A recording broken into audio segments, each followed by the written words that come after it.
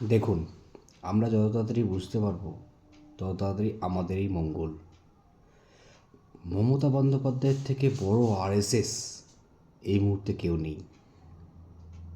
হ্যাঁ, ঠিকই শুনেছেন, আমি ঠিকই বলেছি।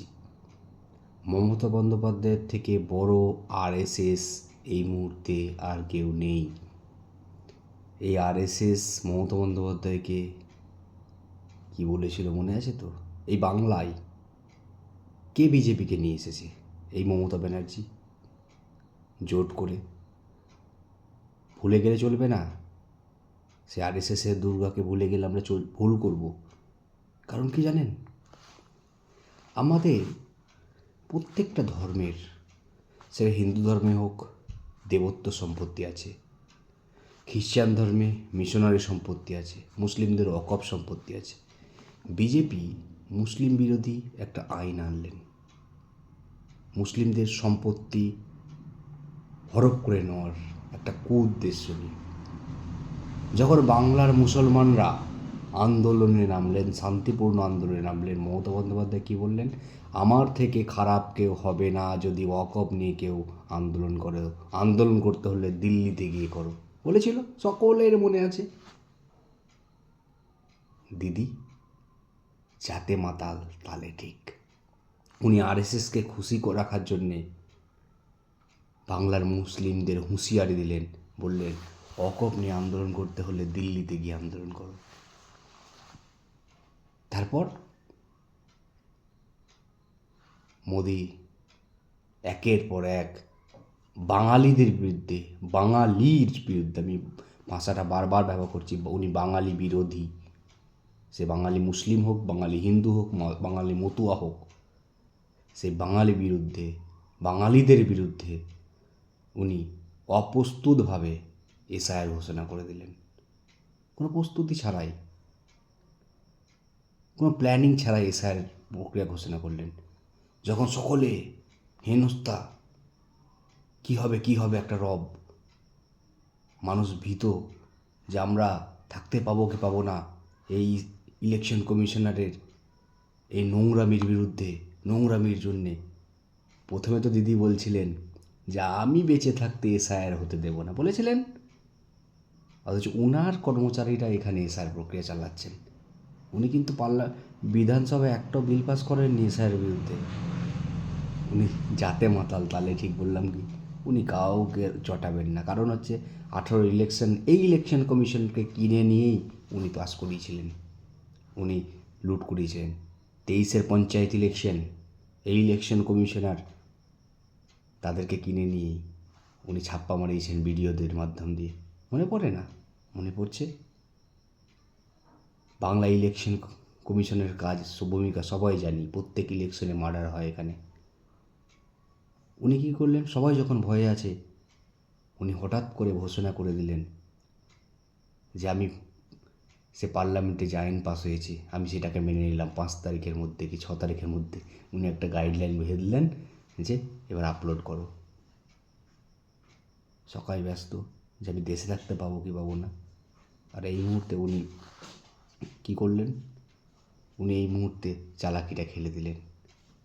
সবাই যখন ব্যস্ত আছেন নিজেদের মধ্যে, সেই মুহূর্তে উনি চালাকি করলেন। সবাই ব্যস্ত কী নিয়ে? সবাই ব্যস্ত সেই নিজেদের নাগরিকত্ব, নিজেদের কাগজ খোঁজার জন্য সবাই ব্যস্ত।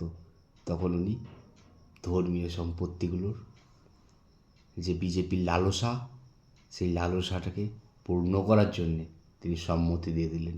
বিধানসভায় কিন্তু বিল পাস করেননি, উনি ওদিকে যাতে মাতাল তালে ঠিক বললাম না। উনি সংখ্যাগরিষ্ঠতা বিধানসভায় আছেন, উনি তো পাস করতে পারতেন, এতদিন থেকে পাস করেননি।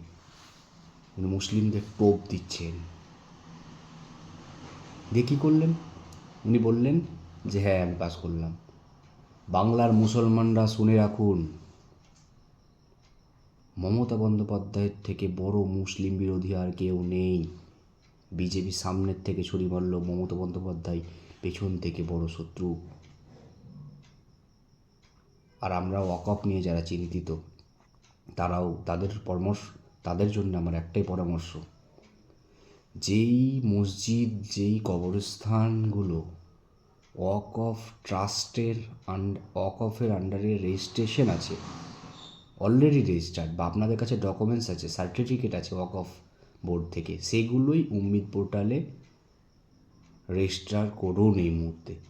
এখন পর্যন্ত যেটুকু আমাদের কাছে আপডেট, উম্মিদ পোর্টালে যে রেজিস্ট্রেশন মমতা বন্দ্যোপাধ্যায় করতে বলেছেন, যেগুলো ওয়াকফ আপনার কাছে রেজিস্ট্রেশন ডকুমেন্টস, রেজিস্টার্ড ডকুমেন্টস বা ওয়াকফের সার্টিফিকেটস আছে, সেগুলো রেজিস্টার করুন। আপনার আমার মসজিদগুলো এত তাড়াহুড়ো করে করার দরকার নেই, কারণ আপনার কাছে সেই ডকুমেন্টসটা নেই যে এটা ওয়াকফ প্রপার্টি হিসেবে বিবেচিত হয়েছে। সেই প্রপার্টিটা আপনি কোথায় পাবেন? তার কারণ সেখানে একটা আপলোডিং ডকুমেন্টসে একটা আপলোড ডকুমেন্টস চাইছে, যেটা হচ্ছে আপনার প্রপার্টিটা ওয়াকফ হিসেবে অলরেডি চিহ্নিতকরণ হয়েছে কি না। তাহলে সেক্ষেত্রে আপনারা যেটা করবেন, আপনারা এখন একটা ট্রাস্টের আন্ডার রেজিস্ট্রেশন করে রাখুন নিজস্ব, যে আপনারা কমিটি আছে সেই কমিটি মিলিয়ে একটা ট্রাস্ট রেজিস্ট্রেশন করে রাখুন আপাতত। পরবর্তীতে সরকারের যে নোটিফিকেশান আসবে, সেই নোটিফিকেশান অনুযায়ী আপনারা সেই রেজিস্ট্রেশন প্রক্রিয়া, পরবর্তী রেজিস্ট্রেশন প্রক্রিয়া কমপ্লিট করবেন। বর্তমানে যাদের ওই ওয়াকফ রেজিস্ট্রেশন অলরেডি রেজিস্ট্রেশন নাম্বার আছে, ইসি নাম্বার বা কিছু একটা বলা হয়, তো সেই ওয়াকফের আন্ডারে যদি আপনাদের রেজিস্ট্রেশন নাম্বার অলরেডি থেকে থাকে বা সার্টিফিকেট থেকে থাকে, আপনারা ইমিডিয়েট সেটা, যেহেতু রাজ্য সরকার অলরেডি ঘোষণা করে দিয়েছেন, আপনারা ইমিডিয়েট সেটা অনলাইনে পোর্টাল আপডেট করুন। এবং যদি আপনাদের এখন পর্যন্ত আপনার ওয়াকফ সার্টিফিকেট না পেয়ে থাকেন, তাহলে আপনাদের তাড়াহুড়ো করে ভুলভাবে এগোবেন না। আপনারা আপাতত ট্রাস্টের রেজিস্ট্রেশনটা করে রাখুন। ভবিষ্যতে যদি দেখা যায় সরকারিভাবে কোনো নির্দেশিকা আসছে, তাহলে সেটাকে আপনারা পালন করবেন। আর আমরা যারা মুসলিম সম্প্রদায় আছি, আমাদের সকলকে একটু সচেতন হতে হবে। এই মুহূর্তে কেন সচেতন হতে হবে? এই মমতা বন্দ্যোপাধ্যায়কে আগে চিনতে হবে। উনি আমার আপনার টাকায় জগন্নাথের মন্দির করছেন, আমার আপনার টাকায় কার্নিভাল করছেন, আমার আপনার টাকায় ক্লাবগুলোকে টাকা দিচ্ছেন। এখন বলছে দীঘায় মন্দির করব, উনি নিউ টাউনে মন্দির করছেন, সব জায়গায় মন্দির। মুসলিমদের জন্য আপনি কি কটা চাকরি দিয়েছেন, কটা শিক্ষা প্রতিষ্ঠান খুলেছেন? দিদি জবাব দিন এবার, সময় এসেছে। মুসলিমদের আর বোকা বানাবেন না। আমাদেরকে ওবিসি এতে ছিলাম, আপনার দৌলতে ওবিসি এ থেকে সব মুসলিমদের বের করে দিলেন আপনি। মনে পড়ছে সেটা?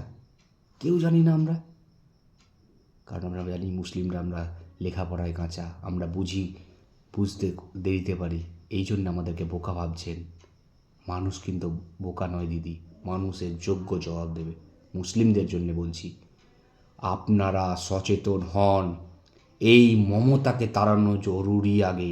এই মমতা বন্দ্যোপাধ্যায়কে না তাড়ালে বিজেপিকে তাড়ানো যাবে না। মমতা বন্দ্যোপাধ্যায় যতদিন আছে আপনাদের তিলে তিলে শেষ করে দেবে। তাই এই মমতার সরকারকে জোর মূলে উৎখাত করুন, বিজেপি এমনি পালিয়ে যাবে। ধন্যবাদ সকলে।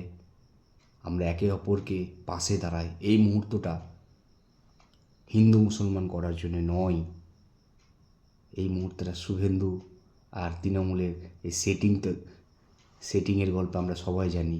ওরা হিন্দু মুসলমান চেষ্টা করবে, ভোট আসছে, কিন্তু মুসলিমদের এবং হিন্দুদের উভয় পক্ষকে বলবো, এই সময়টা সমাজ বাঁচানোর সময়, এই সময়টা আমরা একে অপরের পাশে দাঁড়ানোর সময়। ধন্যবাদ। সকলে ভালো থাকবেন, সুস্থ থাকবেন।